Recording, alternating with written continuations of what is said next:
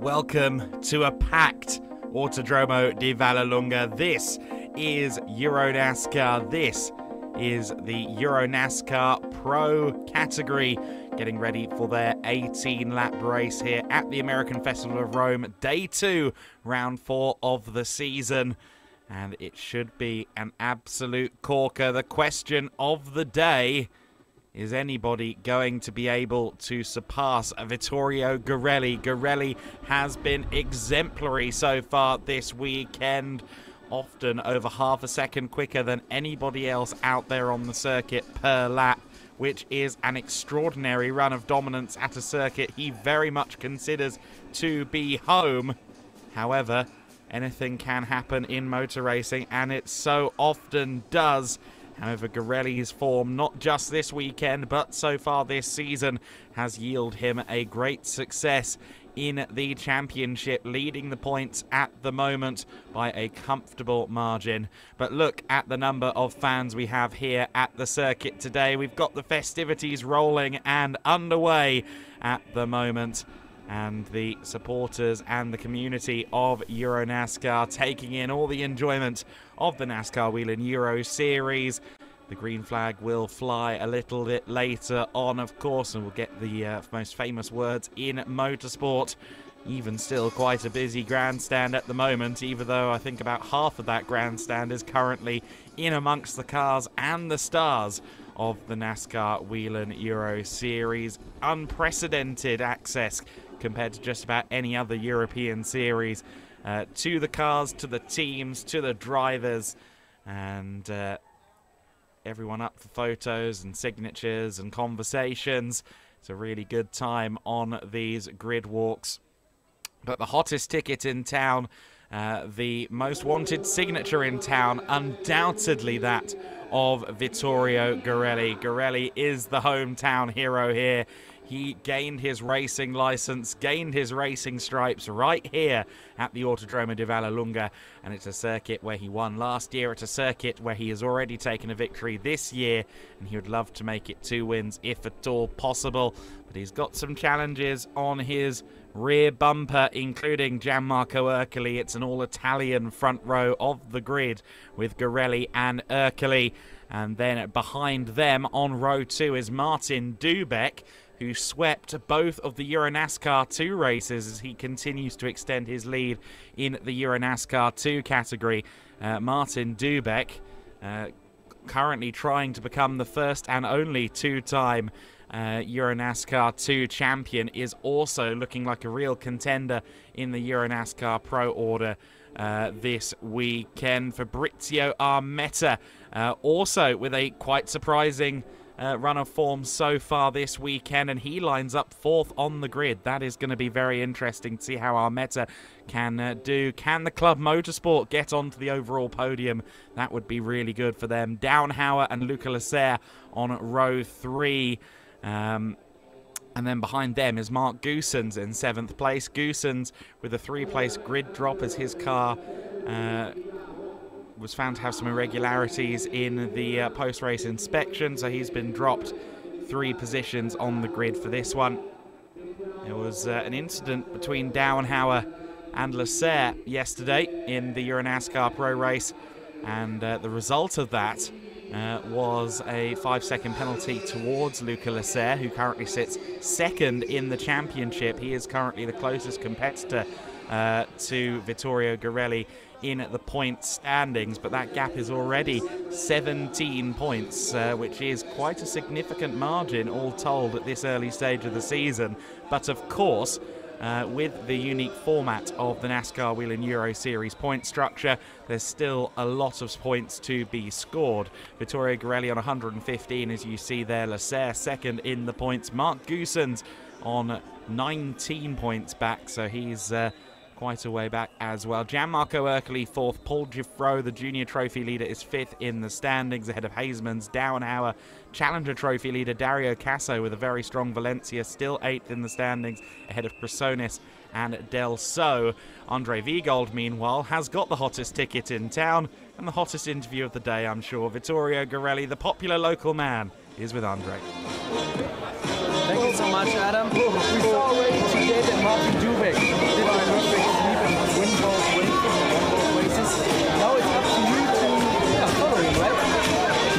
happy for Martin. He was my old teammate from a few years ago. He did a very good job this weekend. Yeah, it would be good to get another victory. We have the pace. We have the setup is very good. The car is working well. So let's see what we have. Let's make a good start and go for it. When you just look behind us, so many people here in Italy joining us for the EuroNASCAR event, your home race. Tell me again, after so many days of NASCAR activities with the fans, how do you feel? Yeah, Italy event is always crazy. So many friends came to support, family. Very, very emotional, but I can get this emotion and concentration to give them another win, you know? Let's see if you have a little bit more emotions and smile maybe later in victory lane, okay? See you later. Back to you, Adam. Back to the signatures, I'm sure. Vittorio, very popular man in this area of the world. There's Victor Neumann, who hopefully will have a better run of things in this race. Had to start yesterday's race a little bit later than anticipated. The race this morning, the EuroNASCAR 2 race. After damage to the car on Saturday in EuroNASCAR 2, he started EuroNASCAR 2 round 4 a little bit behind schedule, a couple of laps into the race, so couldn't do much there. But Neumann, someone who's come up through sports car racing in the UK and Europe, is somebody we expect to get better and better as his EuroNASCAR 2 tenure continues. There we see the promotion 77 car, which these days is racing in both categories, which is good to see. The promotion team kind of ramping up their efforts now as the season progresses. Driver of the 77 in EuroNASCAR Pro, of course, is Julian Rehberg, just as it is in EuroNASCAR 2. And Rehberg has been very impressive so far this year in the secondary category, and we fully expect him to be coming on strong and fighting for overall podiums in EuroNASCAR 2 before the end of the year. Perhaps a regular host of the top 10 before the end of the EuroNASCAR Pro season as well. Of course, EuroNASCAR Pro is a step up, certainly. Some very, very talented individuals, some very experienced individuals. Those names like Mark Goossens, who've had a hugely decorated career before coming to EuroNASCAR. Paul Giuffreau, vote is with Andre Vigol. Thank you so much. I'm with Paul Giuffreau, driver of the number 3 car. Did you just feel a raindrop like me? Yeah, a little, yes, a little. I just look at the sky. Maybe the weather could be something we have to worry about a little bit. So let's see. But let's think about the race. Just dry. What is your plan? The plan is to not crash the car because, as you know, Patrick has a big crash yesterday. The guys finished the work at 6 a.m. They make a sleep at 1 hour, and yeah, we weren't able to do the warm-up, and it was just for the race of Patrick. I tried the car. It's not perfect. It was a big shock. The team had to cut the chassis and to re-stuck him. So it was big repairs. So yeah, I feel that the car is not good, but we will have to fight, and I will not give up. And yeah, let's make a good story. From the team, they worked all night long. Do you have anything planned with your team boss Frank Violas to thank them? Do you do anything? The goal is to finish the race, to put some points, because since the start of the year we didn't have any changes for now. The luck wasn't with our side. I hope this will turn early. Yeah, and yeah, the goal is to put some points and to not do stupid things. All right, thank you so much, merci beaucoup, and good luck. Thank you. Back to you, Adam. I'm sure that there's going to be a healthy bar tab for the RDV competition crews since they worked so hard to get that car repaired. I think the least that they could do is put the card of the team boss behind the bar to thank them for that effort. There's Ulysse Delso and Arianna Casoli. She's still got the hat she stole from Andre. She does. That's not fair.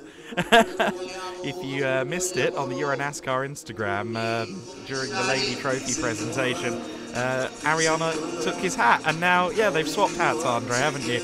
Tobias Dowenhauer, though, is with you. Let's chat to him. Yeah, it was an equal and fair trade. So she got my hat, I got now the Lady Trophy winner's hat, so that's fine. I'm here with Tobias. We are ready for EuroNASCAR Pro, the last race of the amazing NASCAR GP Italy. How do you feel? Yeah, I'm feeling very good. Yeah, looking forward to the race. Fifth start position is not the best, but yeah, we are looking forward and try to stay on the podium and yeah, always full throttle. What do you say about the performance of Dominic in the EuroNASCAR 2 race? Yeah, he's still improving. He's doing a good job. The auto is clean. It's yeah, it's in a good shape. So yeah, he's looking forward to the next races. Keep improving, and I think at the end of the season he will do very good. Let me see if he's still behind me. Oh, here. So maybe we can just go and a very quick word with Dominic. Almost top 10. Yeah, was a good race. Yesterday was the race crazy, and today was really good. Yeah, I'm happy, and now look to the next race in Brands Hatch, and yeah, maybe Ken and Brands Hatch a little bit more in the front of the field. All right, thank you so much, and congratulations. It's the first step forward, I think. Right? Thank you. Thank you so much. Back to you, Adam. Thank you very much, Danke Andre. Vielen Dank. Danke. To hear from both drivers of the 99 car, and look at that, Martin Dubeck, laser focused, but also quite happy next to his number 7 car. 3 times a race winner already this season in EuroNASCAR 2, and he's in a very good position on this EuroNASCAR Pro grid. You see him there, second row of the grid, in the back of shot there, carrying the red windscreen banner, as is Vittorio Gorelli. Those are our 2 championship leaders in EuroNASCAR Pro and EuroNASCAR 2 respectively. So that is a really interesting situation. See if Dubeck can show some of the form that he's been putting out there in EuroNASCAR 2 now in the EuroNASCAR Pro race. You wouldn't put it past him. That Hendricks Motorsport car looks good this weekend. Is it comfortable to sit on though, Andre, or sit near? Definitely a very relaxed Martin Dubeck next to me. All the other drivers try to get into the tunnel, listening to music. Some are not even at the cars right now, but you seem very happy and very relaxed. Yeah, I'm relaxed. I already 2 wins, so good. And now start from P3. Let's go to another podium, and it should be nice to be in podium in Elite Pro. Let's see what happened, but I have nothing to lose in EuroNASCAR Pro, so calm down and let's see what happens. So then I wish you just have fun and good luck. And I don't think I'm going to stand up again. I think it's quite comfortable here at that car. So I try to find more interview partners, Adam. Don't worry. The interview should come to you, Andre. You're a respected member of this paddock, and they should go to you instead. Maybe you could do a Patrick Simon and have a Friday evening show, studio show. If you know, you know. There you see then the festivities continuing. Got to say, some brilliant pom-pom moves in Victory Lane in particular this weekend. I really do rate the dance troupe that have been brought in for this weekend. You'll see it later on. They make waves with the pom-poms. It is very good. Everyone gearing up then for this race. Final checks. Doesn't seem like the rain is making itself known. You heard Paul Giffreau talk about it a little bit with Andre. But it seems to keep teasing and not actually coming, which is probably for the best. Oh, well, maybe. Let's see. Andre, what's going on down there? You're with Gianmarco. No rain at the moment. I just felt some drops a few minutes ago, but no rain at the moment. I'm here with Gianmarco. Decent starting position right to Vittorio Gorelli, but he had a really good pace. How do you want to beat him? So I like come back in the first row. So the race is hard because Vittorio is too fast this weekend, but I try to take his speed, and it's difficult, but we try to stay near Vittorio. When you look at the grandstand, so many people here watching you race, how do you feel about that? It's incredible here because all years the fans arrive to to leave the show, and it's fantastic to have this in Italy. Grazie mille, good luck and have fun. See you maybe later. Back to you, Adam. Was that a subtle prediction for the race there, Andre? Might see him later, perhaps in victory lane. We'll have to see. Gianmarco Ercoli from the outside of the front row. It's certainly very possible to sweep around the outside at the daunting second corner of this lap that is Curva Grande. We've seen moves made there before. We may well see one more on the first lap of the race. Of course, Claudio Reggio Capelli led from the outside of the front row before the collision with Jill Linster yesterday. And you see Liam Hasemans and Hendricks Motorsport chilling out, getting ready at the moment. The national anthems will be played in the next few minutes as well. So we'll listen into that, of course, when that happens. But for now, back down to you, Andre. Thank you so much. I think we have time for one quick interview with Fabrizio Ametta, one of the surprises of the 2024 season, but in the past he was already fast. You feel really good in the car, right? Yes, I good feel with my car in this season, but today race, I hope good race for me. This race for me is very, very important. And home race for me, and I hope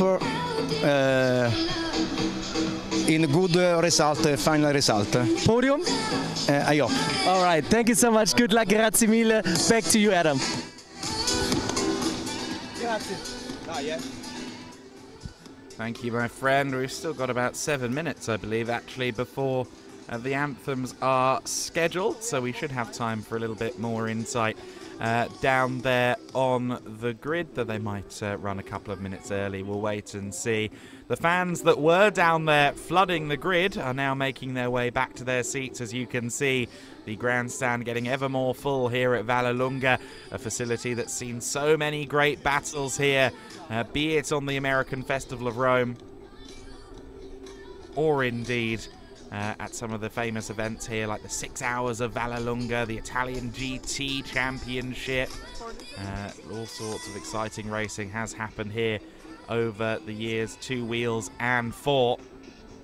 And certainly the American Festival of Rome is a highlight of the current calendar here in the Vallelunga season. Luca Lasser is with Andre. I'm next to a man who's been part of this paddock since the beginning of the series, who had so many race wins. He's a team owner, engineer, driver's coach. You have a development program for young drivers, but you're also a title contender in EuroNASCAR Pro. You need points to keep up with Vittorio Girelli, so what's the plan today for you?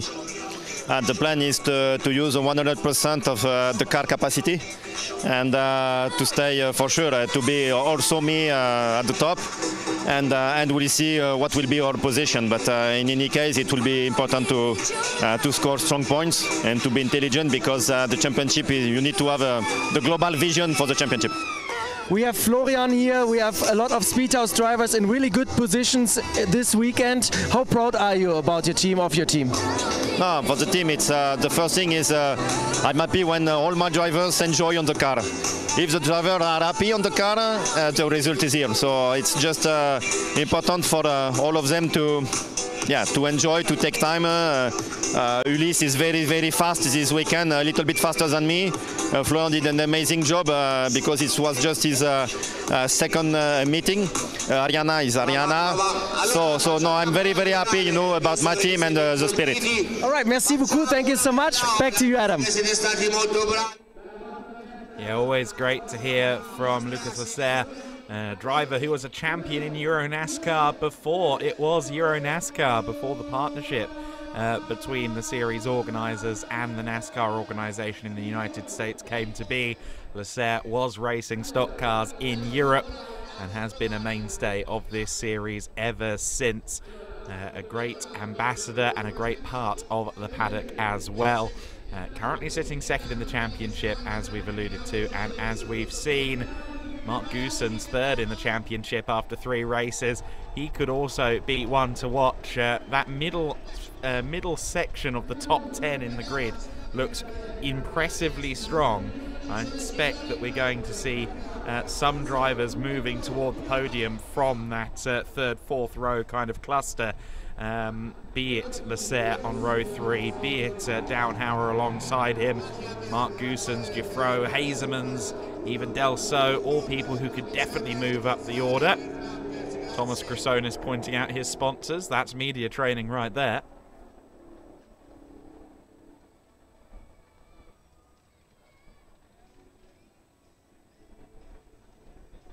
In the next few moments, we will observe the US and Italian national anthems, as we always do. The national anthem of the home of NASCAR, and of course the national anthem of the venue we are bringing the American Thunder to.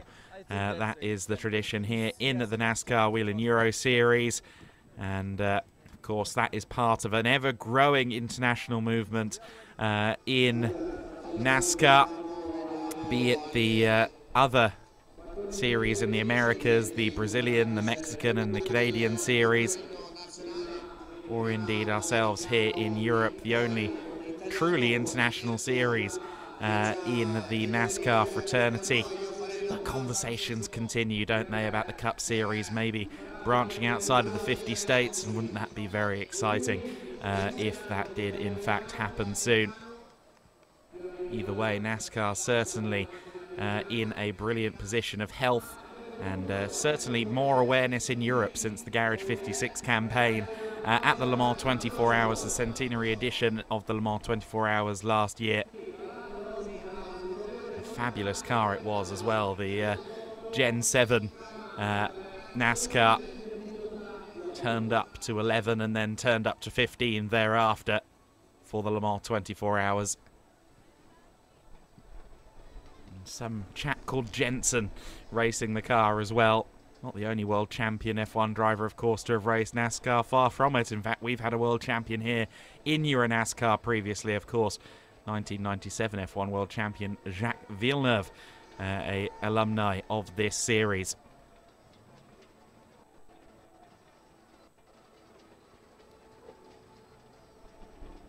I believe that in the next few moments we are going to observe the national anthems. And so I believe that is going to happen within the next few moments. So let's duck out, observe the Italian and the American national anthems together as we get ready for the most famous words in motorsport.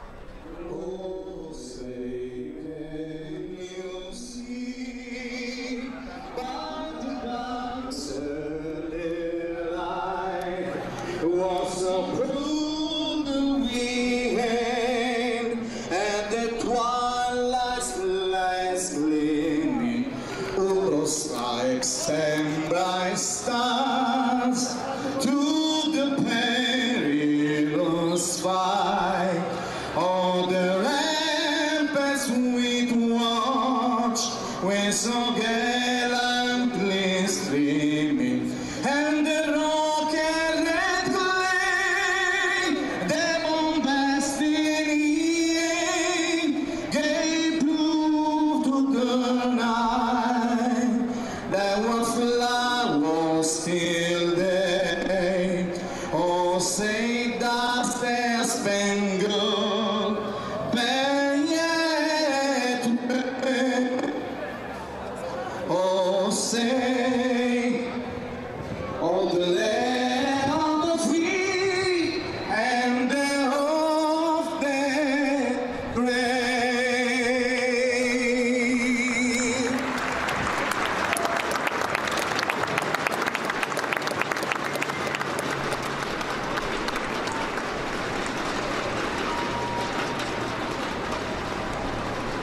Grazie.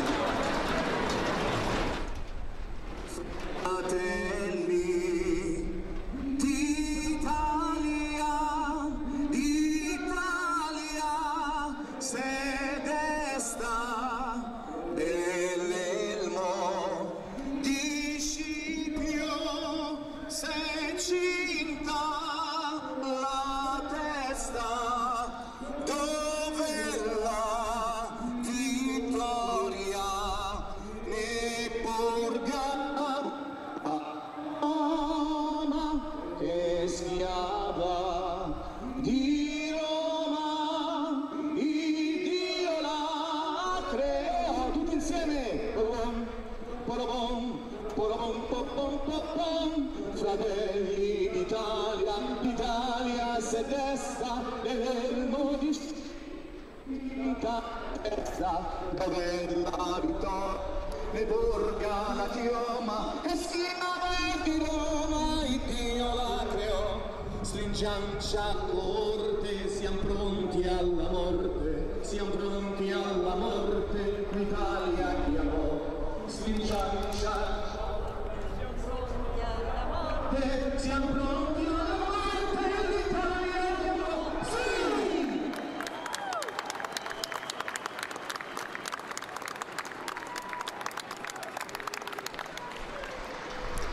There you go. The anthems have been played. We're less than 6 minutes away from these V8 motors firing into life.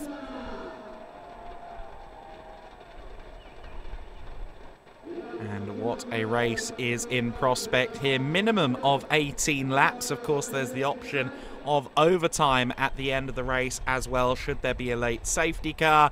And in the event of a safety car, there is, of course, additional laps added to the race as well. So, for example, if in the mid-race distance, say lap 9 of the race, there is a safety car, it's out for 2 laps, then the 18-lap race will become a 20-lap race. That will be potentially a factor to consider as well. Time limit is capped, though, so we will only go so far extra if there is the need for it. Paul Giuffreau getting the hands device on.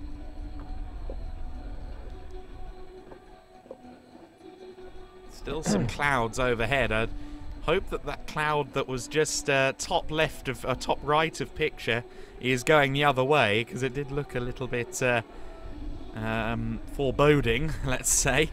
Perhaps the weather may have its part to play. It's not that bad on the wide shot, but for the sake of the teams more than anything, I hope the weather doesn't flow in, because that will be an additional challenge, most unwelcome, I'm sure.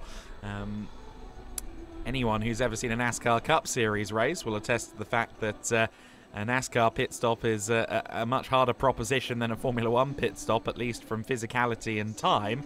And of course, in NASCAR Cup Series, they expect pit stops. These races are shorter format, therefore pit stops aren't really considered. We don't have college quarterbacks from football ready to run the tyres around, so it would certainly be a very different prospect if rain were to be an impact on this race. We're less than 4 minutes away from the beginning of this motor race then. Andre Viegold has been on the run around the circuit, or around that grid, talking to everybody. An interesting race in prospect then. Obviously, I mean, we don't really need to ask who the favourite is, Andre. It's Vittorio Garelli. But who do you give the best shot of challenging him for that victory? Yeah, thank you so much. Of course, Gianmarco Ercoli, I have to be honest there, because he knows the track. He has a lot of fans behind his back. He has a lot of support. Cal Racing is one of the best teams we have in EuroNASCAR. Luca and Corrado Caniori know exactly how to set up a car and how to work, even if the pace is not there. So if I would have to choose another driver than Vittorio Garelli, it's Gianmarco, for sure. Definitely, and it's an ideal situation, isn't it, for the local fans, because that all Italian front row is certainly something that will bring them a great amount of pride.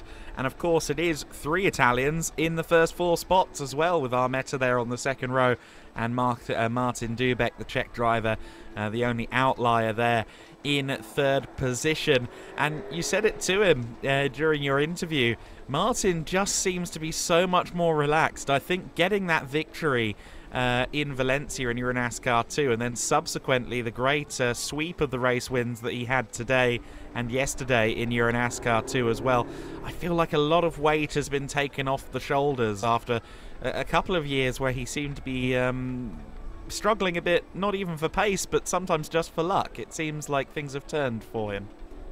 Yeah, definitely. After winning his championship in EuroNASCAR 2 in 2021, he fell a little bit under the radar. He had not the pace to compete for race wins on a regular base, so he's back to that old form, and I think it's very important for him to relax, to not put a lot of pressure on him.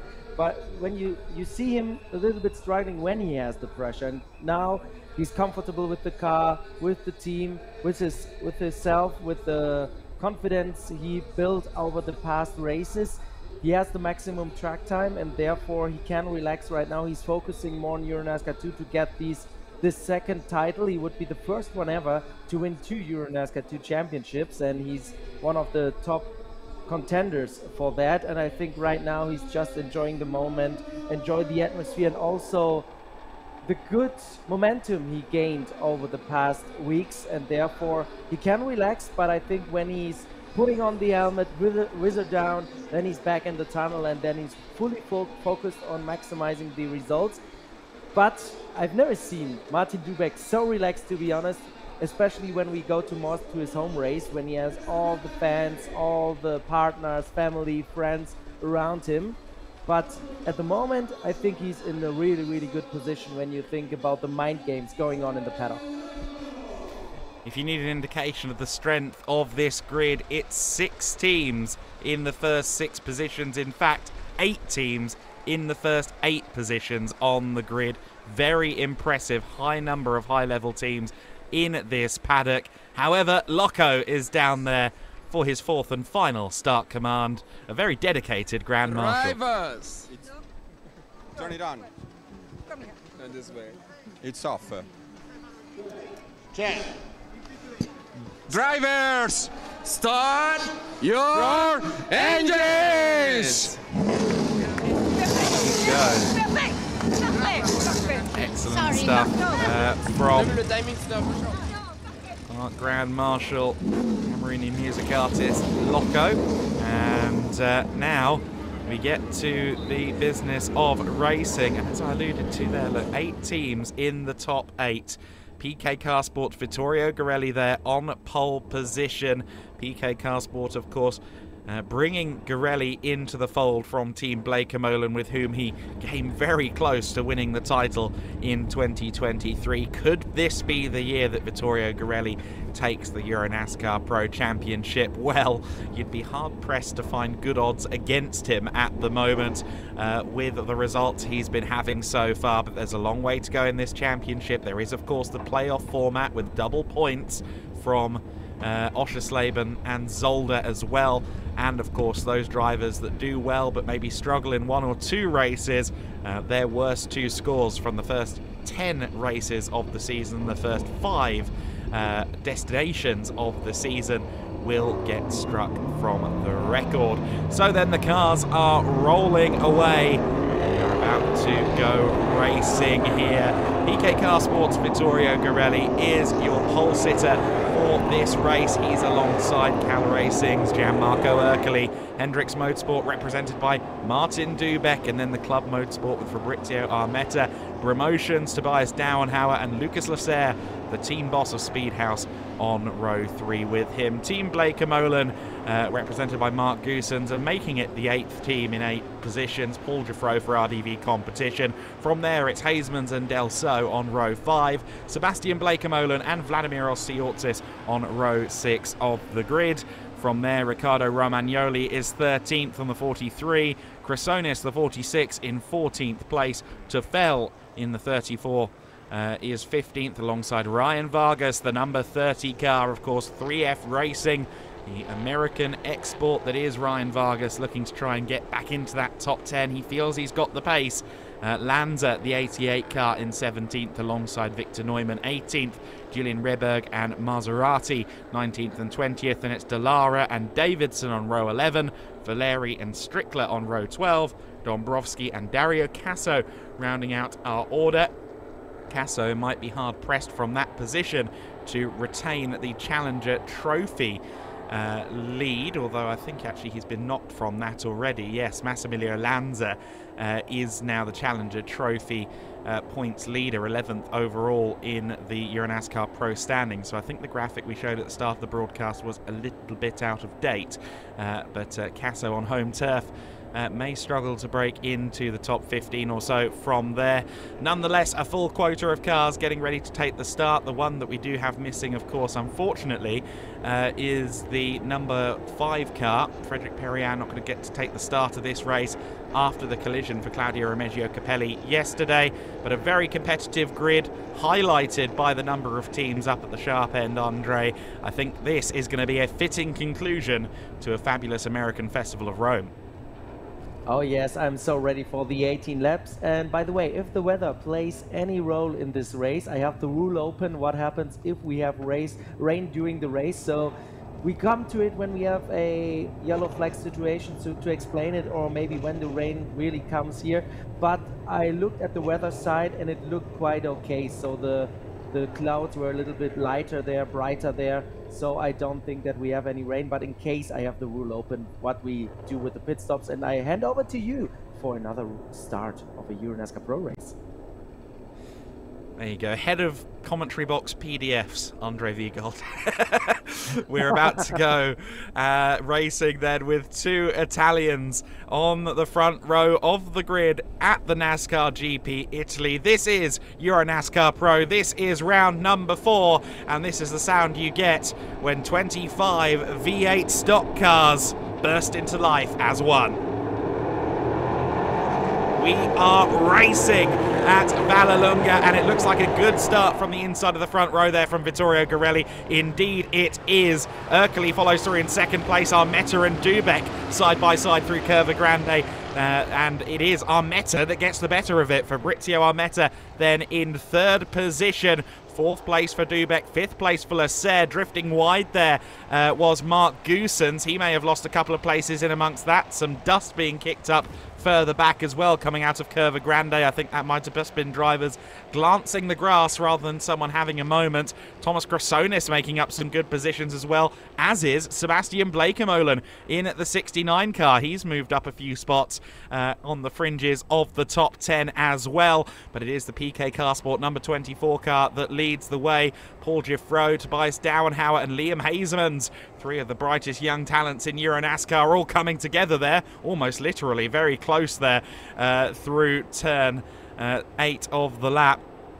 That is the Cerate Bend, which is one of the pinch points of the circuits, one of the parts of the track where it is quite difficult sometimes to avoid contact if you're running side by side.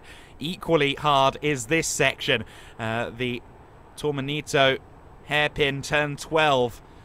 This kind of compact section that's almost like an odd little road course within an oval, given the nature and the layout of the final sector of this circuit. The final bend is Roma, turn 15, the fairly well cambered, almost semi-banked corner that leads them back onto the main straight. Crassonis there looking to the inside of Ulis Delso. So Delso under fire from the Greek racer who had a really solid run of things in EuroNASCAR 2 earlier on today. Behind them is Vladimir Osiortis, still getting to grips with the new chassis on the weekend where he welcomes a new sponsor as well. Crassonis looking to the inside there at Curva Grande. That's uncompromising. Oh, and Ryan Vargas in the back of shot there went very, very much on the dirt. Hopefully he kept that car in a straight line, but he was well off the track there. And that was a hair-raising moment by the looks of it, to say the least. Here comes Martin Dubek, though, chasing Armetta for third place. Looks to the inside a little bit later on the brakes, but Armetta makes sure he gets to the corner first, but then drifts wide. Dubek still with the inside line, will have the outside for turn 8 then. Let's see if Dubek can get it done. I think Armetta just has the measure of it for now, or does he? Because there goes Dubek, cuts back to the inside line, runs Armetta out of road there. And that was a fairly slick move there from Martin Dubek. He moves back up to his starting position then of third position for Hendricks Motorsport. All changed then on the second lap of the race. And I get the feeling this queue of cars from Dubek down to the outside of the top 10. In fact, it's third through about 13th places all together as one. I think this battle is going to be very compelling to watch, Andre. And just before I throw to you, just to note, Ryan Vargas is still there. I did just see the 30 car was still running after he went rallycrossing. Yeah, the two Italians at the front, they are already gaining some advantage over the rest of the field. We have Girelli ahead of Gianmarco Ercoli, but Ercoli, he can keep up with Girelli at the moment. And then we have a gap to Martin Dubek. And this is something we saw with the pass he did there on Armetta, that when the confidence is there in the car and you're believing in yourself, then you can make something like this happen. We saw Dubek in the past year struggling in this slow areas. Do you remember the little incident crash he had with Alberto Nasca back then?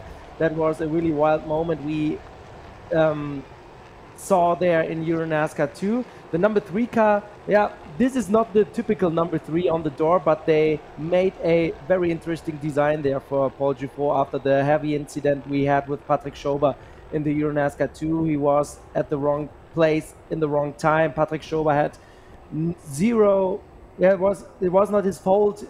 It was just an unlucky moment for Patrick Schober, but I'm sure he will be back. And Paul Gifford is now trying to limit the damage with a car that's not at 100%, but RDV competition around Franck Viola did an amazing job to bring back the car on track. And he's now being under pressure by Liam Hasemans in the 50 car, Hendricks Motorsport. 2 cars on track, the 7 a little bit faster at the moment, also in EuroNASCAR 2 when we had the battle between Dubek and Linster. Hasemans trying to get another top 10 finish in, and consistency is still key in this championship. 40 points for the winner, 35 for the second place, and then we go per position 1 point down. So you have always to have the big picture in mind. 1 position means just 1 point. So you have to really decide, do I take the points or do I take the risk to fall back in an incident while overtaking somebody or trying to overtake somebody. So if you're in the championship hunt or in a good battle for a trophy win, you have to really check if you want to take the risk. So Girelli, Ercoli, Dubek, and I think Dubek is now catching up with the 2 Italians, Adam, right? It does look like it, doesn't it? Yes, indeed. Yeah. In fact, he was about half a second quicker than Ercoli or Girelli on the previous lap, so very much the case. Liam Hasemans still closing in as well on Paul Gifford, and this time he's going to have a look to the inside at Campagnano Bend, and Liam Hasemans gets it done there. Paul Gifford, though, trying to retaliate. Gifford said, I'm not sure how good this car is going to feel during the race. He didn't seem particularly confident. The rebuild was vast. And of course, with a car that gets pretty comprehensively reconstructed, there can be little quirks that were not there previously. Car does look okay, but Hasemans manages to get through for Hendricks Motorsport, and we've seen just how good those cars from Hendricks are this weekend here at Vallelunga. Of course, 1-2s in both races for Hendricks in EuroNASCAR 2, with Dubek leading the way each time. Fabrizio Armetta under pressure from Luca Lasser here in the battle for 4th position at the moment then. So Lasser, the wily veteran of the EuroNASCAR paddock, the driver who's really come on strong recently, seems to have had a bit of a renaissance in the last 18 months or so, was kind of almost looking to, I think, the perspective I got, or the impression I got, was that he was looking to step back and just focus on Speedhouse and being a team boss. And then there was that win last year at Valencia to kick off his a bid eventually for the championship in 2023, and since then I've got the impression that Leclerc has been a re-energized man and now looking to try and move up here into 4th position. Of course, ended up with a 5-second penalty, cost him a couple of places in yesterday's final standings in EuroNASCAR Pro. So would dearly love to try and get onto the podium today if possible, and perhaps he feels he's got the pace if he can get past Armetta to follow Dubek up towards the Italians at the front of the pack. Leclerc, though, not able to find a way past Fabrizio, who really has, I think, come a long way in the racecraft department. Pure pace as well, yes, but he seems to be better than ever at just placing the car in the right spot. However, inside line's a little bit open there for Leclerc. Almost contact between the two of them. They managed to avoid each other. But you know, Armetta, when he does go defensive, he does so in a manner that doesn't compromise his corner speed particularly, and that is the fine art. It's one thing to just take the far inside every time to make sure your opponent can't get to the inside themselves, but you then end up costing yourself time. But Armetta is just going defensive enough without losing too much speed. That said, because he is battling Lucas Leclerc, the likes of Downhauer, Hasemans and Dufro are all joining this battle for 4th place. Yeah, Meta is doing a really great job. You said it. He's really good in defending his position without giving up too much pace. And Luca Leclerc now needs to be a little bit patient. By the way, he has a different opinion on the penalty that he received yesterday after the act he made with Tobias Downhauer. But now he has, to swallow that pill, and he's trying to get some more points on his account to be a title contender again. And what you said, yeah, he wanted to step back, but when the opportunity was there to go back into the car, to jump back in a EuroNASCAR car, he took it. And after he saw how competitive he was, then he said, okay, I'm a racer. I'm not just a team owner, engineer, driver coach. I'm just a race car driver as well. And he took the opportunity, and it's really good to have him back because he's one of the most experienced veterans that we have, and he's diving to the inside. But Armetta again with a good blocking maneuver. I think he's really doing a good job here against Leclerc, but I think he's really trying now everything. I think he's trying to throw more attacks on Armetta right now because we are already on lap 6 of 18, so he runs out of time. And was that the pass? Yes? Yeah, he's gotten through there. Not quite sure how that happened. We didn't quite see it over the crest of the hill, but Leclerc has gotten through then. Armetta demoted to 5th position. Meanwhile, 3 wide. No, we're not in Daytona, but here we go. The 27 car getting involved in that. Of course, that is all the way down the order in, I think, 19th, 20th and 21st. Lanza, Dombrovski and Maserati side by side. That's the beauty of it. There's more action to be seen in a EuroNASCAR race than we can possibly cover with the cameras, short of having 6 different angles on screen at one time. And some great battling up and down the field. Just to cover the situation at the front of the order, we thought that Dubek was closing in, and he was. However, Garelli and Erkli have both found some more pace over the last couple of laps. Garelli's race pace has now slid down into the 141s. He's the only driver out there doing 41s. Erkli and Dubek both in the 42-1 bracket, lapping 0.7 of a second slower than Garelli on the previous lap. So Garelli is firing off those fast laps again, just as he did in race 1, just as he did in qualifying. However, you can't rule out Dubek closing in on Erkli potentially. A lot of this will depend, of course, as well on how much Hoosier rubber everyone has got left underneath them, given these tyres have already done qualifying, Superpole and race 1. Dombrovski and Lanza once again going at it, although I wonder if Dombrovski was maybe side by side with someone else to begin with there. Some great battling again down there on the fringes of the top 20. But yes, the tyre factor, the matter of keeping at least some rubber underneath you for the late stages of this race, it's a fine art, isn't it?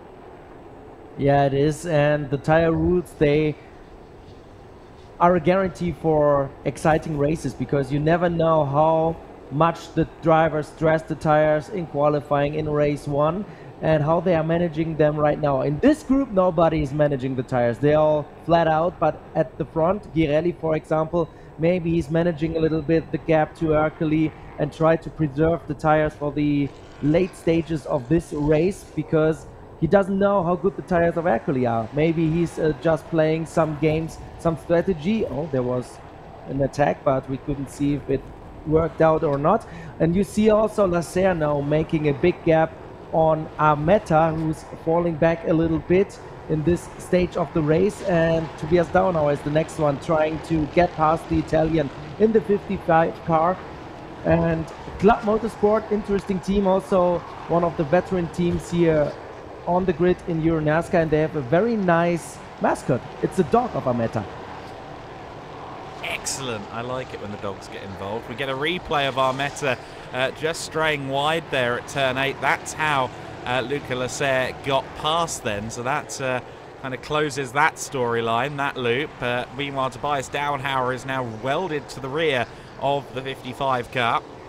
It's worth covering as well that Ryan Vargas was in the pit lane. One would suspect that might be owing to a little bit of damage from bouncing across the grass at Curva Grande a few laps ago. Speaking of, a lot of dust down there at the moment.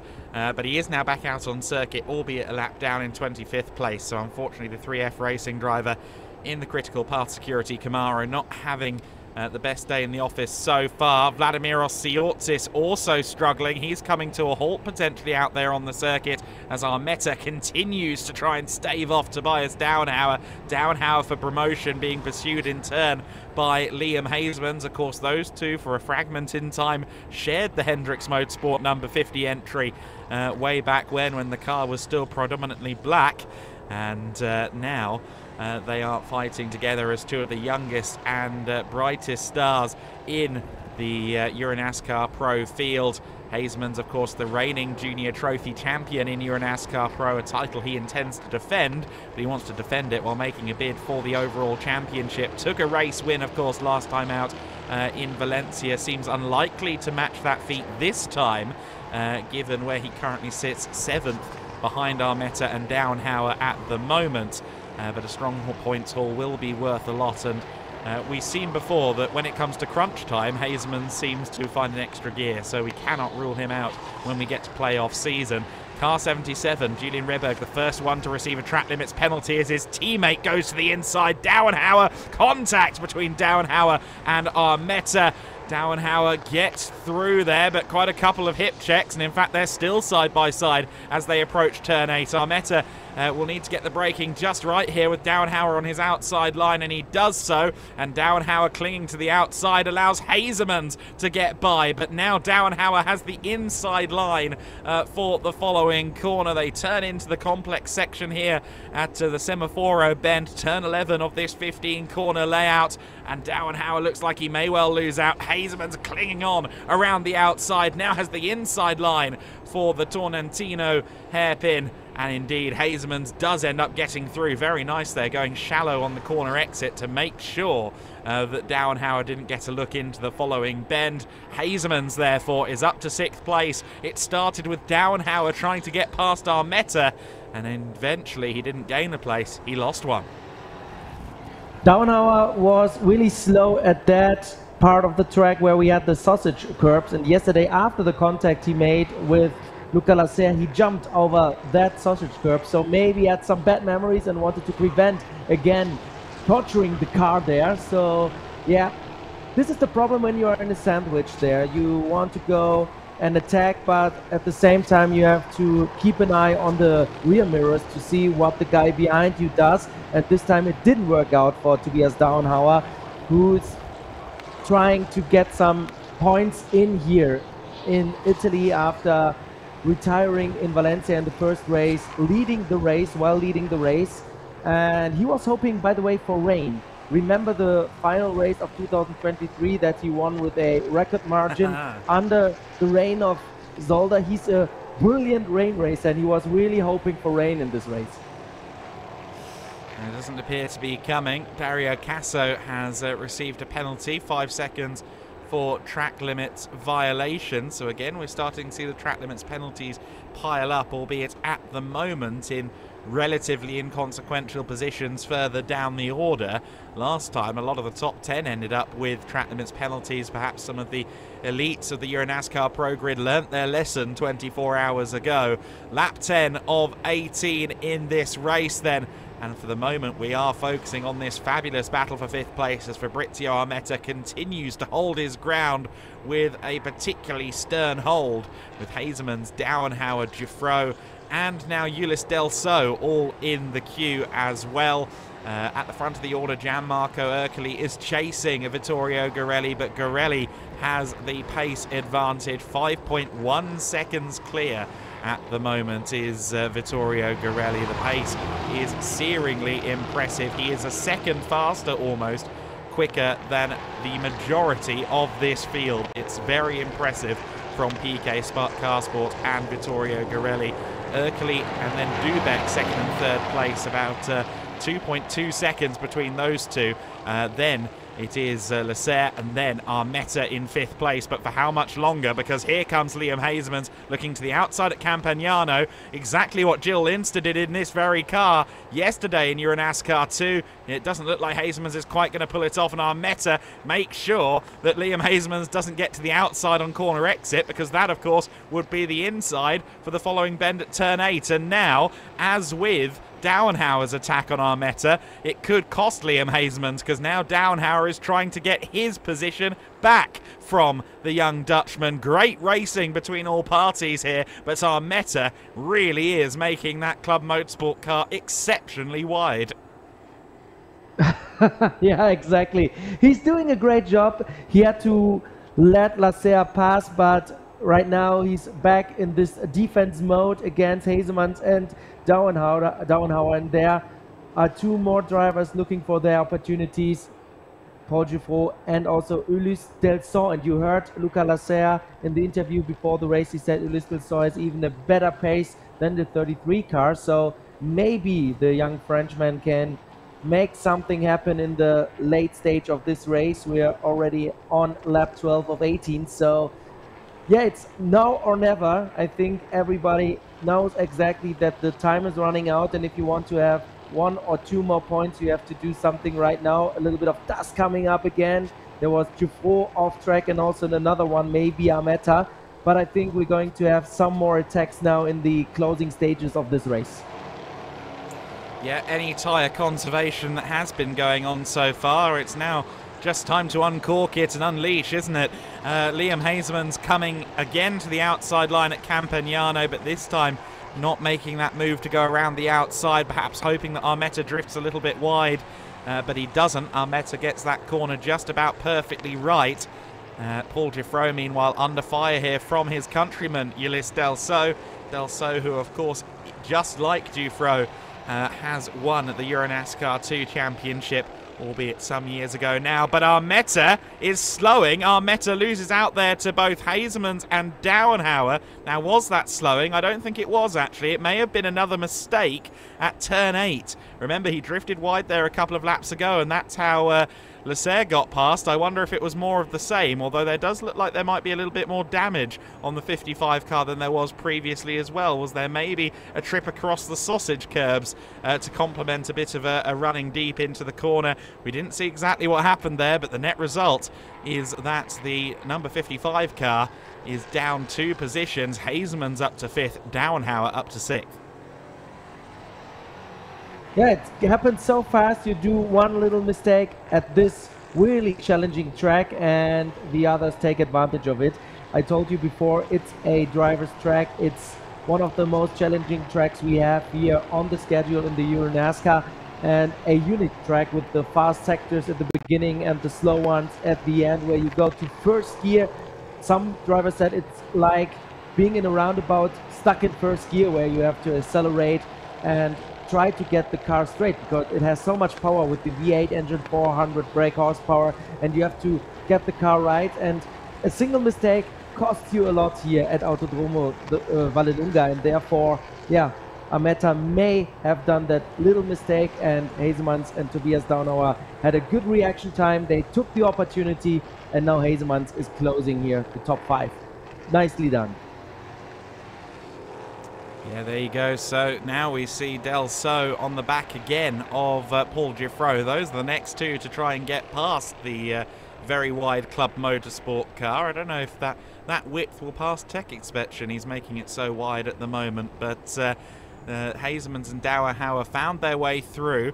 Next question is, can they pursue Luca Lasser in the time that is remaining? There's about 5 seconds between Lasser and Hasemans, so it is a tall order. In fact, it's about 4.3 seconds, but let's see what their relative lap times are to each other next time by. Could be a possibility if Hasemans has some more pace to uncork, but we will wait and see on that front.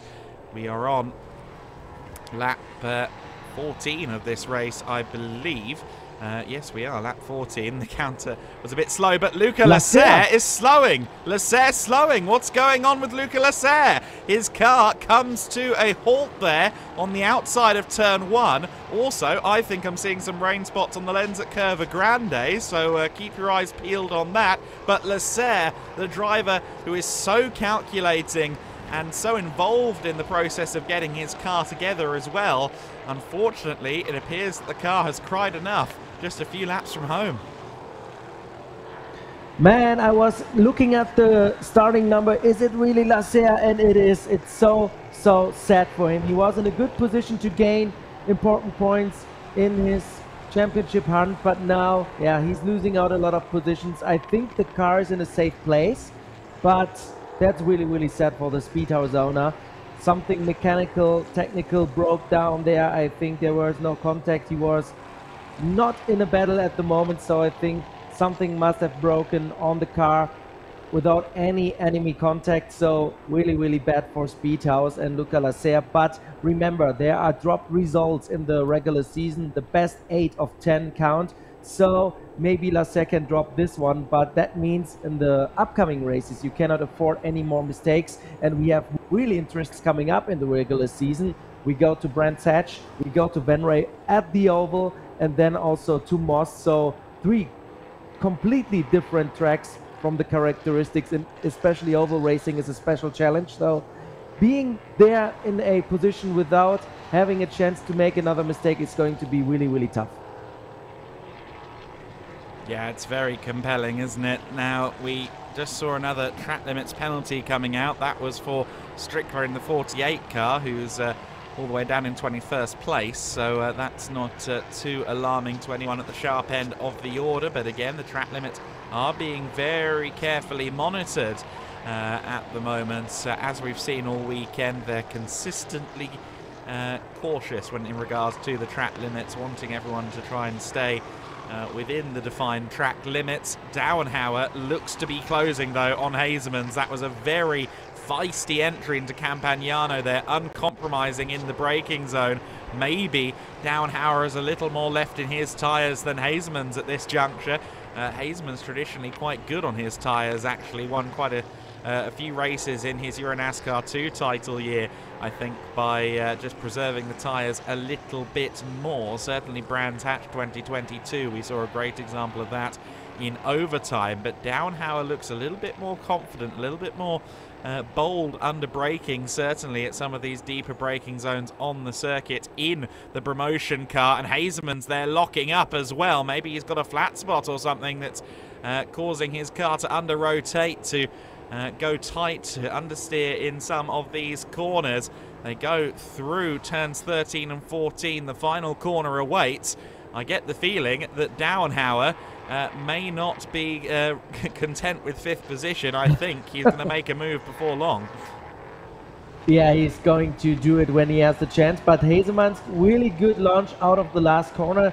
It's the old oval part of the Autodromo di Vallelunga. It was an oval when the track was built as a horse racing track, and we are still using that part. That's why we have a banked corner there, and that fits perfectly to NASCAR. And now Dauenhauer tries to close the gap and make a move on Hasemans, but I take a look at the lap counter, and Adam, I think it's my time to grab my stuff, get the microphone, get my cameraman, head down to victory lane and wait for the winner while you take over. Absolutely. Lap 16 of the race. We're just a couple of laps away, so Andre will head down to victory lane in preparation to welcome our winner to the wonderful victory lane area here at Vallelunga. But will it be Garelli that he welcomes? Certainly. Garelli 6.6 seconds clear. You'd be a bold man to bet against him right now. He's dropped his pace off a little bit now. He's doing 1:42s like the rest of the top 5, but does he really need to be pushing at this juncture? 6.6 seconds clear. It is quite a margin for sure. Gianmarco Ercoli second, Dubek third. Here goes Ulysse Delso to the inside of Paul Giuffreau at turn 12. Couldn't get it done there. But Ercoli, Dubek, Hazemans, Downhauer, your top 5. Another good result potentially on the cards for Hazemans and Hendricks Motorsport, along with Martin Dubek, of course. 3rd and 4th place. Maybe not quite the 1-2s they've been netting in EuroNASCAR 2, but still a very strong day in the office for Hendricks Motorsport, all told, if they get an overall podium, a 3-4 as well as 2 1-2s this weekend. Delso powers through Curva Grande in the wheel tracks of Paul Giuffreau. Unfortunate that we've lost Luca Lasser from this race. He's dropped the 24th, car abandoned on the side of the road as we saw. Managed to find a good area to park the car up, well out of harm's way, so no need for a full course yellow or really any intervention, which is considerate driving from Lasser. Giuffreau with the makeshift number 3 on the side of the car, the kind of almost banger racing special font on that car at the moment, at least on the right side door. Delso looks to the left side door as they go through turn 8 and almost has to come to a dead stop there. Such was the pinch point at turn 8.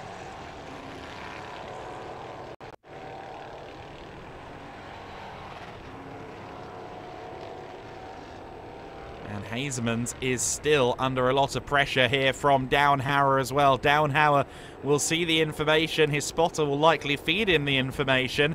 1 lap to go. And the promotion driver, the German star, will more than likely get the elbows out. If there's any half-open door, he will try and kick it down. Riccardo Romagnoli has a 5-second penalty to his name now, which drops him down to 13th place in the sister Club Motorsport entry. Fabrizio Armetta, of course, in the leading Club Motorsport car, now running in 6th place. This is the final lap of the race then. The top 3 seem fairly secure, although Dubek has still been closing in on Ercoli. The gap now down to 1.1 seconds, but I don't think Dubek is quite going to be able to challenge for second. Certainly, though, Downhauer is mounting a challenge for 4th place here, up against Liam Hazemans. There's Vittorio Garelli, well clear at the front of the field, absolutely managing it at this stage, having been almost a second faster than the pack earlier in the race. Now backing off into the 143s, just taking it easy and getting to the flag. Just ahead of him is the recovering car of Ryan Vargas as well. He will fly back across to the Atlantic and then join us, of course, at Brands Hatch. The American Speedfest just a few weeks away. And Vittorio Garelli is going to come into the American Speedfest with a red plate or a red windscreen banner on his car, with a comfortable points lead and the knowledge that he and PK Carsport could well be on to something special. It's going to be another win. It's going to be a clean sweep of the silverware in EuroNASCAR Pro this weekend for Vittorio Garelli. Ercoli was being closed in by Dubek, but Dubek has to settle for 3rd behind the defending champ. Thomas Tuffel, Chrysonis and Romagnoli getting into it there in a fight further back. Hazemans crosses the line in 4th ahead of Downhauer. He holds on. Armetta takes 6th. Giuffreau 7th. Delso in 8th place. Here comes Mark Goossens across the line in 9th. Sebastian Bleekemolen will follow him in the sister team Bleekemolen car. Then it's Thomas Tuffel who will cross the line in 11th place ahead of Chrysonis and Romagnoli. Great racing once again from all of our drivers in this series. The slightly less pink than it was at the start of the weekend. Number 21 Lux Motorsport Camaro of Jack Davidson crosses the line in 14th place, and Davide Dallara crosses the line 15th. There's your top 10 on screen then. Vittorio Garelli has put on a brilliant display in the 24. Gianmarco Ercoli takes 2nd. Martin Dubek 3rd. Liam Hazeman's in 4th position, Downhauer 5th, Armetta, Giuffro, Del So, Goossens and Blake Amolan bringing us down to 10th position in what was a very exciting motor race here at Vallelunga.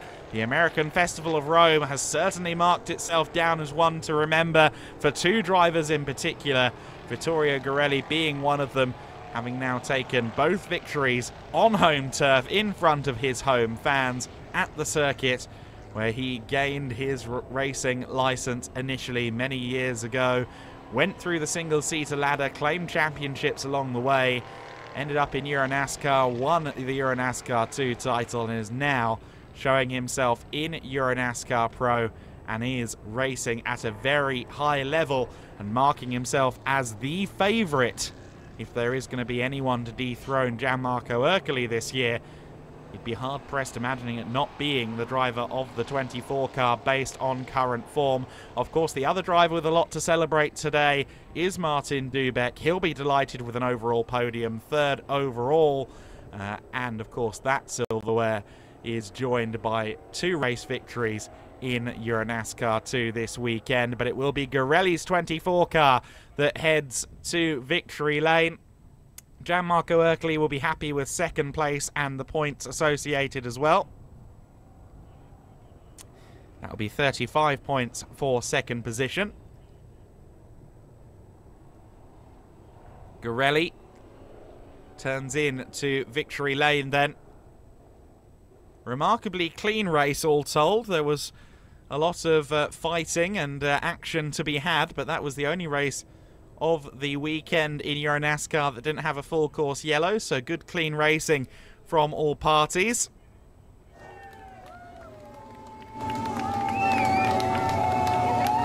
Pom-poms wave. Andre Viegold coordinates traffic and will welcome Vittorio Garelli out of the car in the next few seconds.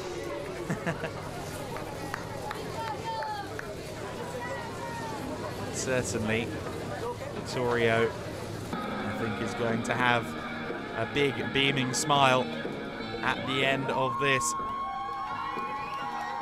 Climbs out of the car and again in front of his home fans has shown why he is one of the best EuroNASCAR drivers on the globe.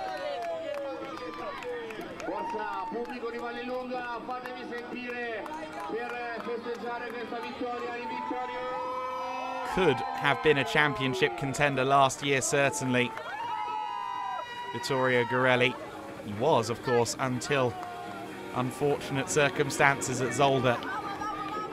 But this year, with the new team, with PK Car Sport, Garelli is looking stronger than ever before.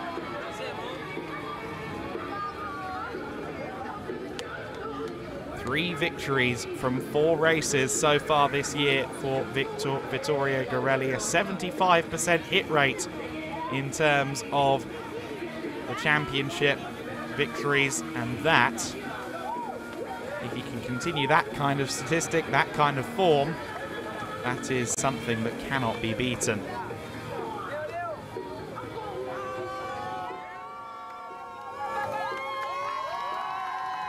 Yes, we forget, the only time he hasn't won, he came second as well. So the consistency, the speed, it's all there at the moment with Garelli.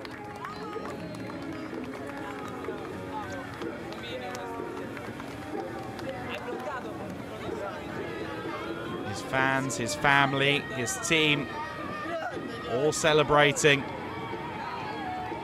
a joyous weekend on his home turf.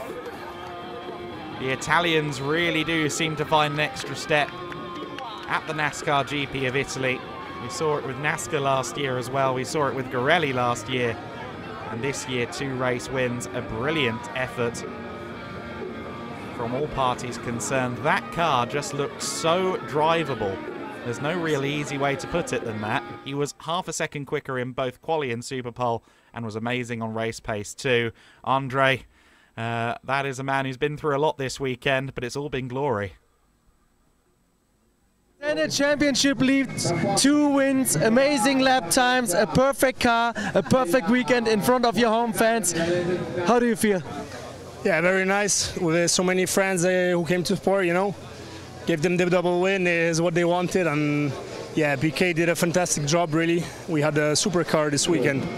We were first in all sessions, literally. So yeah, big thanks to them, and let's keep going. It's going well. So let's keep it up. The battle is very long. So we never have to, you know, back off. Always keep pushing for the maximum result. At Brands Hatch, you're going to have a big target on your back, I guess, because the other guys want to catch you, want to chase you.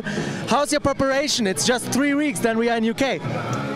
Yeah, we will prepare the race well. We will keep studying, you know, always to try to improve. And I mean, we created a really good team together. So let's do it. Grazie mille, congratulations. Thank you so much. Vittorio Ghirelli. Back to you, Adam. Thank you, bro. And one thing. How could you forget the sticker? Just like Martin Dubek in EuroNASCAR 2, it is 3 stickers now on Ghirelli's car, the 24 PK Car Sport machine. Unlike a lot of drivers, of course, he won't have to share EuroNASCAR 2 stickers potentially with anyone. Martin Dubek gives an embrace. Those are our 2 championship leaders in EuroNASCAR 2 and EuroNASCAR Pro. And Dubek with a podium in EuroNASCAR Pro again, just further solidifying the fact that he seems more comfortable in the car in 2024 than he has been in quite some time. Dubek is hitting a new stride, a new level as well, and he's there with Andre at the moment. Martin, you achieved what you wanted to do, right? I want rest now. Yeah, no, it was good. Exhausted race, but was good. Double win, double third position, so I'm happy, but now I need rest. I'm a little bit tired. Both categories during the weekend, it's too hard, but yeah, we did it, and we'll see what happens in Brands Hatch. I will do my maximum there for double win and podium in Elite Pro again. First of all, a little bit of holidays, 1 week off, and then preparation, or full throttle to prepare for Brands Hatch? Full throttle to prepare for the Brands Hatch for sure. I have to work for sure again, but full gas to prepare, and I will see what happens there. I think that this season starts good, so that's nice. Valencia also, Vallelunga, so that's nice start. All right, thank you so much. I'm going to try to make a quick chat with also Gianmarco Ercoli. Gianmarco, do you have a second for me? Ah, perfect. So, it was a chase. You tried to get to Ghirelli, but he was a little bit faster here at his home race. But still, you gained important points after a disappointing weekend at Valencia. So, you're going the right way? Yeah, yesterday I understand the piece of Vittorio, and immediately I think it's hard today try to overtake him, but in the starting procedure I try to stay near, to stay close Vittorio, but the result is not the best. So I arrived second, good position, don't cry, don't worry, the championship is long. My team, I'm sure next race improve the setup of the car, we can return to the first position, I'm sure. Will you still celebrate a little bit this evening with your friends, family and everybody here to cheer for you? Yeah, I'm happy to have all friends and fans here. So the race, the home race is this.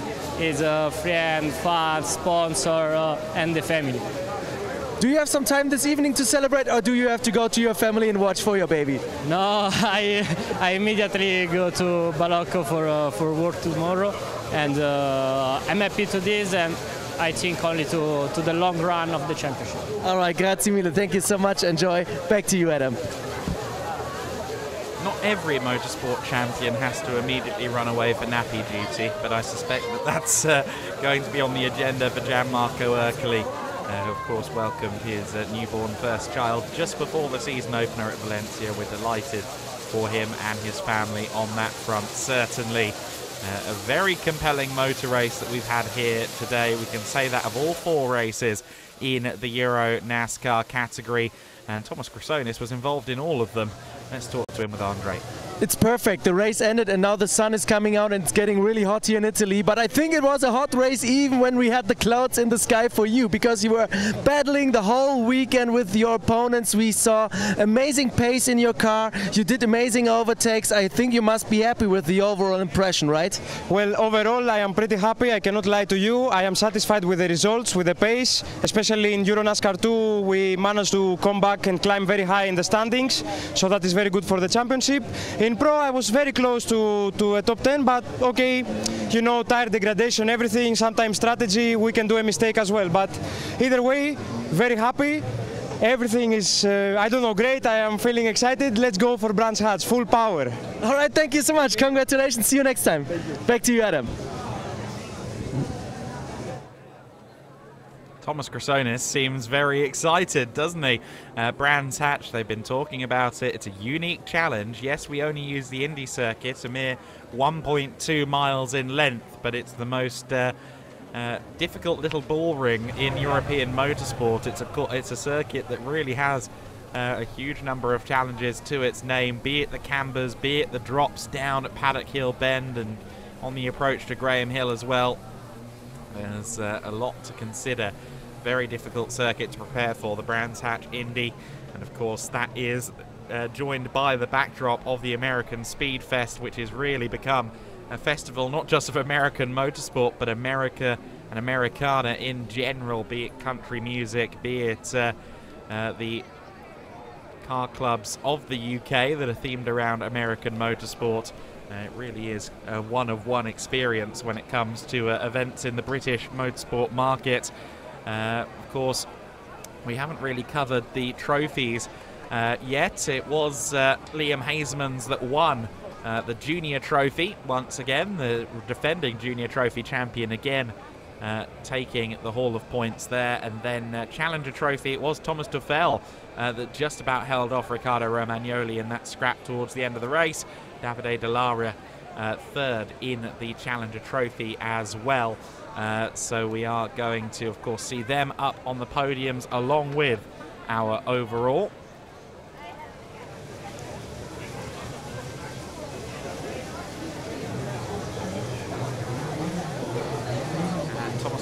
Is with Andre. Yeah, we have a spider net here to catch all the drivers. You cannot run away for the interview. It was a solid weekend for you, right? Yeah, it was special. No, during the qualification, it was not so easy than in Valencia. So I have a lot of work to do during all the weekend with the setup of the car and with my driving style. And yeah, a pro race is not a EuroNASCAR 2 race, and there is more laps, and I have some difficulties to learn how to drive with really warm tires. So that's the next step that I have to catch. How is it physically to be in both divisions? Is it really hard to jump out of the car, just a little bit of rest and then the next race? Yeah, I think that's it's not really good to do the two categories, to perform in the two categories. For me, it's good because of my experience. So it's my second year, so I have to drive a lot. And next year we will see, because I think it's maybe too much to perform. So in pro. All right, thank you so much. And it was a nice weekend watching you racing. Thank you so much. Back to you, Adam. Interesting, isn't it? Some take the two-category approach, others maybe want to just focus on the one. It all depends. And those that are doing both, some of them seem to love doing all of the races, and others may be thinking, actually, this might be a bit much.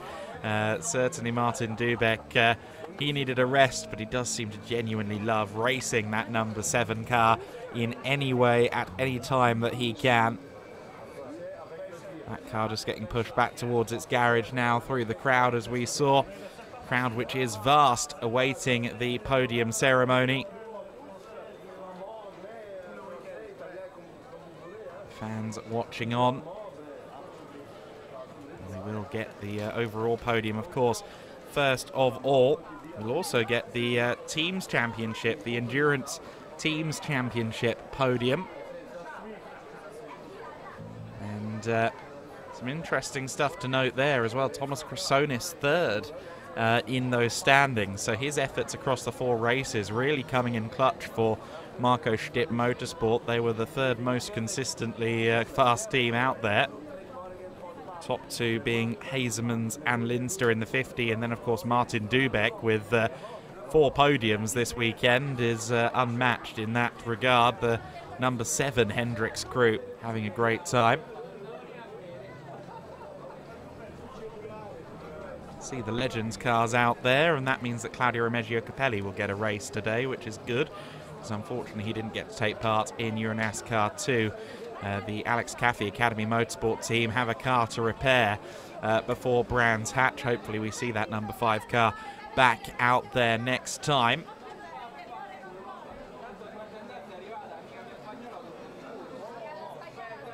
Certainly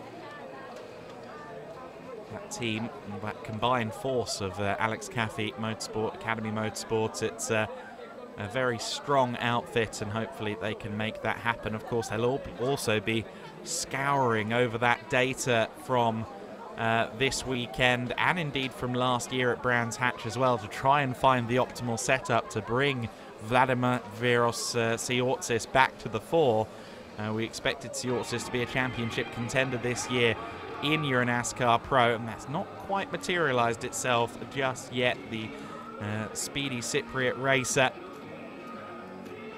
who really proudly represents Cyprus on an international motorsport stage, and of course just in general beyond motorsport, he represents Cyprus, even works with the tourism board, and really does do all he can to showcase his homeland. I'm sure we'll see him and the Cypriot flag back up there before too long.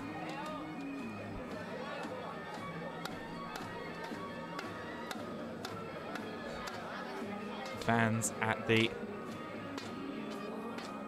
American Festival of Rome having a good time. No shortage of fun and games at these events to go with the racing action.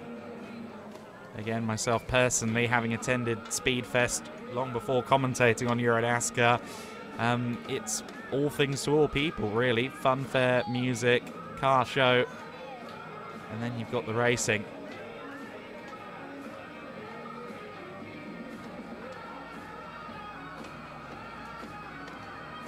Of course, the circuit partner for American Speedfest, MSV, they do a very good job of making sure the event is promoted, and it's usually a sellout or close to it. Of course, I'm sure that Ven Ray will be packed to the rafters at the end of June as well. Great to be returning to the Oval at long last after a 5-year absence. It'd be great to see more oval racing again in Europe in one form or another, be that a new facility, be that maybe one day a rejuvenation of the Euro Speedway Lausitz or something like that. That would be absolutely fabulous.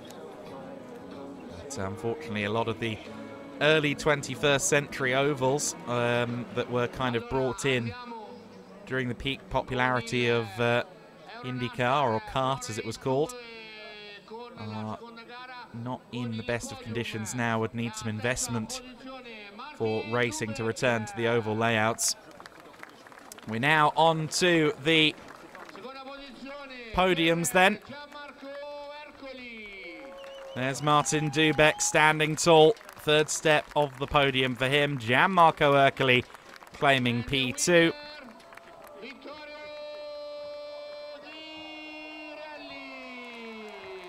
Vittorio Garelli gets the hero's welcome though, and he will now observe, along with his countryfolk, his national anthem.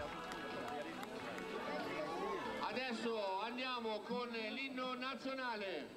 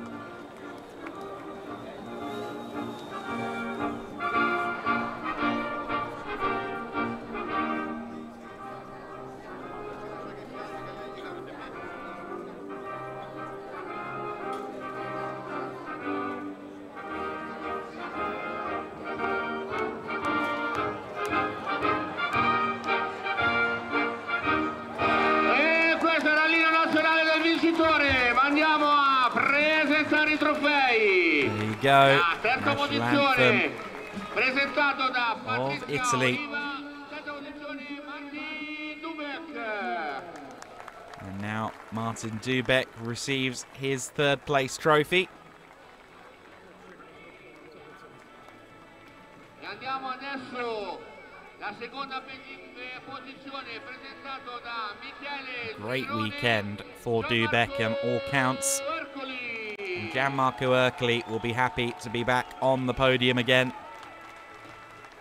Wants desperately to defend that title, of course. Now, Vittorio Garelli is proving to be quite the thorn in his side.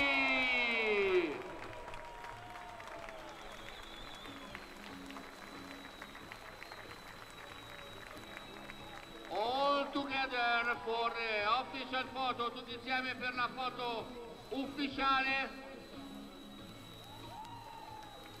Liking the bilingualism on the circuit comment. If only I had a second language in my arsenal. I absolutely do not. It took me long enough to just basically figure out English. Photos being taken then. Our victorious drivers celebrate their achievements. Of course, for Vittorio Garelli, there is more to come, as he will receive the fastest driver of the event award, the TJ Titanium Ring, presented by Marco Raggi, and also the red windscreen banner from series partners Whelen, denoting that he is indeed the championship leader. And of course, he is the championship leader by a bigger margin than he was at the start.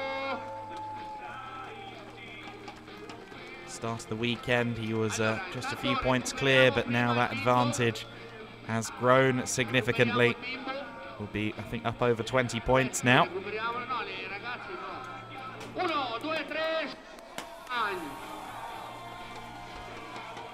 And there's the champagne.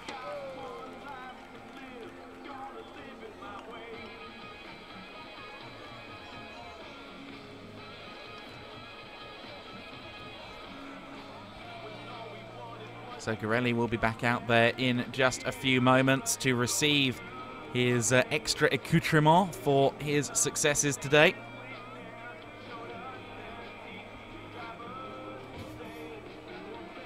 The leader of the championship, in many ways already looking like a title favourite, but of course consistency across the year is so important in this series, and so is a strong conclusion to the season as well, because of those double points at Olsztysleben and Zolder in the playoff section of the calendar. Those final four races, you cannot afford to put a foot wrong. There are no drop scores, and of course any bad results effectively punish you double. So by no means is a dominant performance early doors in the season an indicator of things to come. We've seen drivers lose out after a strong start to the year in the very last moments of the season.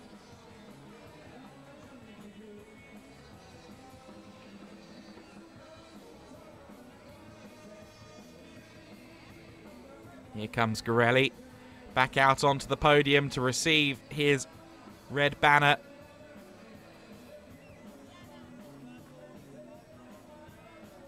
There it is, Jerome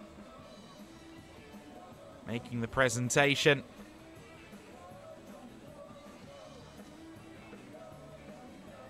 A great effort, a great result from Vittorio Garelli.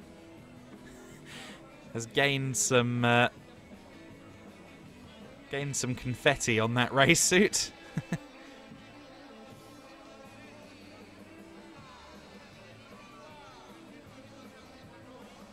Of course, he will then receive the titanium ring, signifying his victory here, and signifying the fact that he was the fastest driver of the event. Basically the combination of the points from both races, and of course, given he won both, no one could get close to claiming that ring from him today.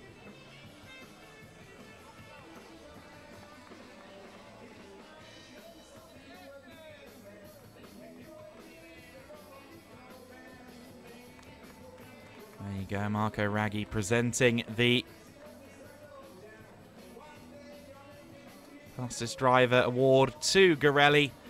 They'll now shift focus over to the Endurance Teams podium, which will be next up after this, where all 4 races results are combined to effectively create a long endurance race classification.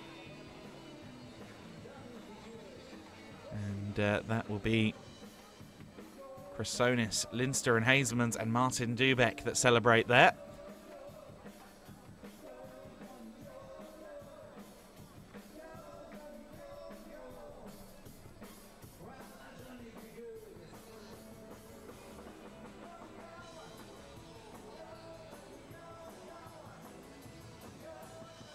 So then the endurance teams will be out there next. And there's Thomas Chrysonis on the 3rd step of that podium. His consistency across both of the championships in EuroNASCAR 2 and EuroNASCAR Pro. He did a really good job for Marco Stipp Motorsport this weekend. Liam Hazelmans, along with Jill Linster, comes out to the 2nd step of the podium.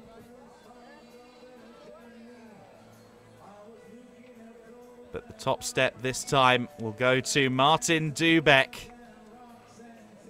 Every podium here at Vallelunga featured this man, Martin Dubek. It doesn't get much better than that.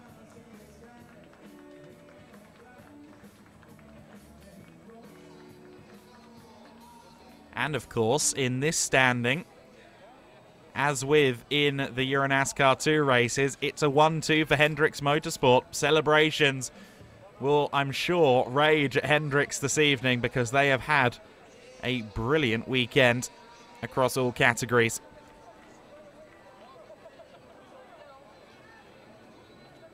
I think they're now going through the junior trophy. In fact, no, more pictures, more pictures. They didn't quite fulfill their commitments to the lenses that be. No, they didn't get all the trophies. That was the issue.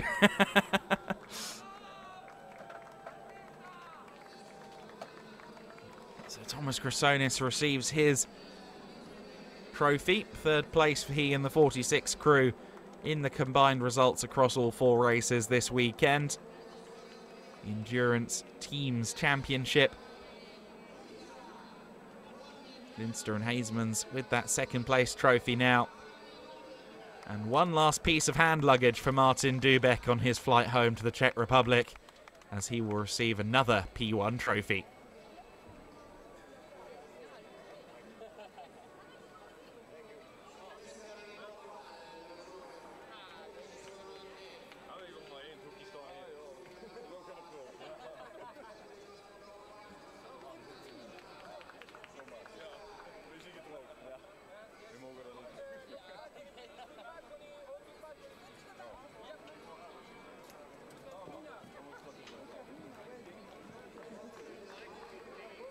Hendricks Motorsport team picture, anybody?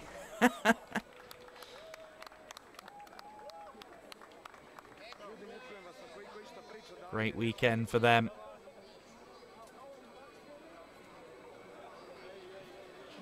We now move on to the trophies, the junior and the challenger. Junior trophy for the under-25s and the challenger trophy for the amateur racers who elect to race in EuroNASCAR Pro.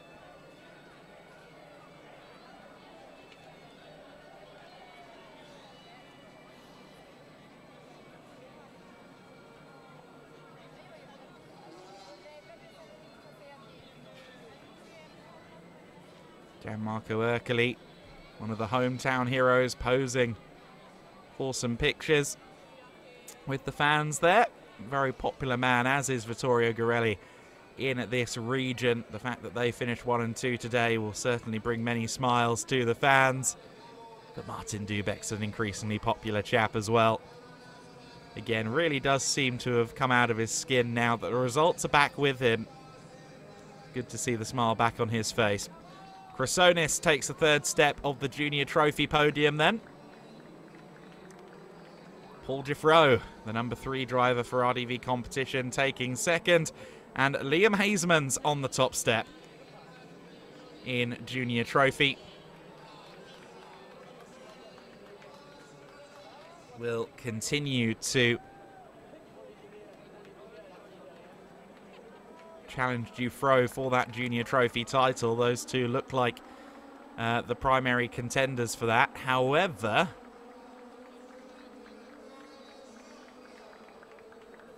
both parties, I think, want the overall title as much as anything.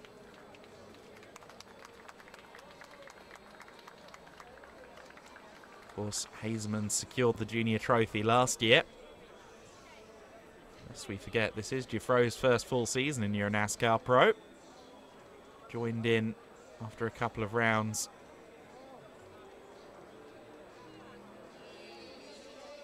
in 2023.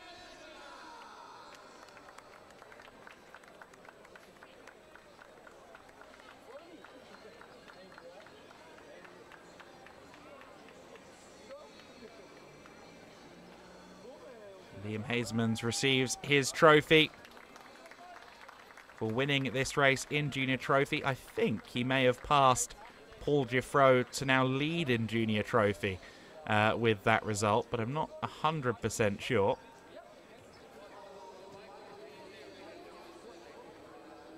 Everyone getting in on the pictures then.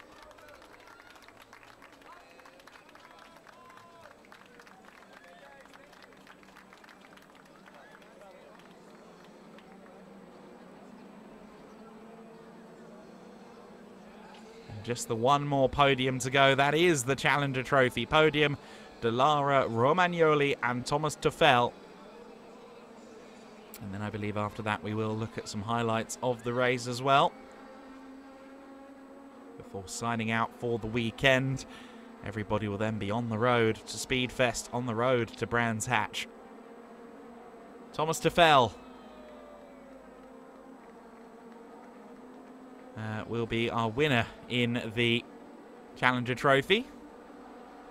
Davide Delara taking the third step of the podium there.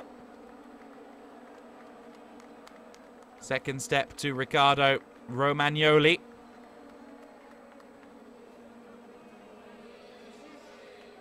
And your winner, Thomas Tuffel, the ex-motorcycle racer, convert to 4 wheels.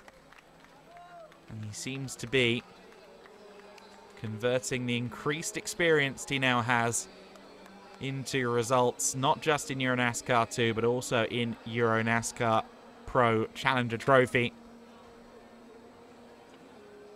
He's had some remarkable results in EuroNASCAR 2 so far this year. We'll see how he fares at the Brands Hatch Indy circuit, the 1.2-mile track that often throws up some surprises, often throws up some controversy in EuroNASCAR competition. Certainly a unique facility.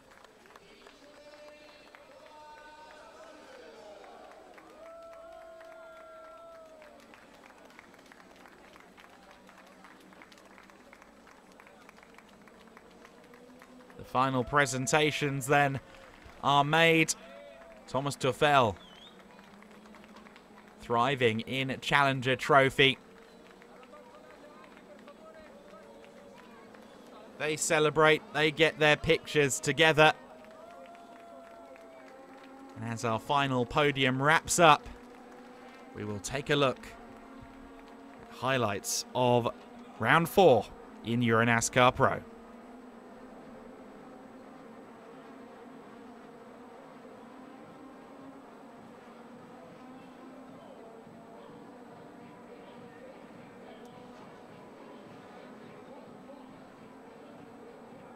Was a great start at the beginning of the race from Vittorio Garelli, led into the first corner. Gianmarco Ercoli followed him through. Great start though from Fabrizio Armetta. He was in 3rd position early doors. It wouldn't be too long before Dubek would find his way past. However, it really was a close run thing. All race long for Armetta, he was having some brilliant battles through the pack.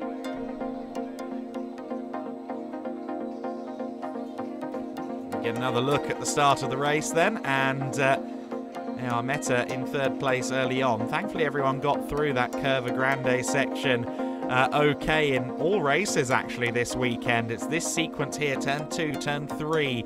You see the dust get kicked up there a lot. You see it really is a pinch point, but all of our drivers very respectful of one another, giving each other space, making sure that everyone got through there unabated. That was Dubek finally getting past for third place, forcing Armetta across the curves. Meanwhile, Liam Hazeman made some ground. He got past Paul Giffreau using the Campagnano corner. Armetta was doing a great job of defending, but unfortunately drifted too wide at turn 8. That allowed Luca Lasser through into 4th position. There was an issue as well for the newly renumbered Vladimir Osiortsis. A difficult weekend for the Cypriot racer. Dauenhauer was the next one to try and challenge Armetta. Armetta did a great job defending over several laps. But ultimately, Armetta would lose a couple more positions. A little bit of contact here between the two of them as Armetta squeezed the promotion driver, the German racer, as best he could to try and retain the high ground. Contact between the two of them. Liam Hazeman's also getting involved in the battle at this juncture, side-by-side racing. But ultimately Armetta would have to yield to them, not before Dauenhauer lost out to Hazeman's though. While trying to get past, he ended up being passed. Chafel and Chrysonis had some side-by-side action as well. Chrysonis getting the unpleasant experience of bouncing over the curbs on the exit of turn 8. Hazeman's tried to carry the momentum around the outside of Armetta. Couldn't get it done there. Fabrizio Armetta did some wonderful defending. Some inter-team squabbling as well for the Bleekemolen guys. Sebastian Bleekemolen and Mark Goossens going at it. As Emilio Lanza making up some places further back in the order too. Nick Strickler in a fight with him. Giffreau and Delso their scraps also, but no one could best Vittorio Gorelli's pace. He was the man on the money in Vallelunga. Ercole and Dubek rounding out the podium. An Italian 1-2 just outside of Rome. And the approach of when in Rome, I'm sure, will be taken by many teams this evening as they celebrate their successes in rounds 3 and 4. Destination number 2 of the EuroNASCAR season. We've ticked it off. The EuroNASCAR month of May is complete. We can now focus on June, where we go to one of the most difficult circuits in the calendar, that being Brands Hatch Indy, and we return to the high-banked ovals of Ben Ray. Make sure you join us for that one. Our next event, 8th and 9th of June at Brands Hatch. American Speed Fest returns. It'll be a corker. You won't want to miss it. Whether you're in person or with us on stream, make sure you join us.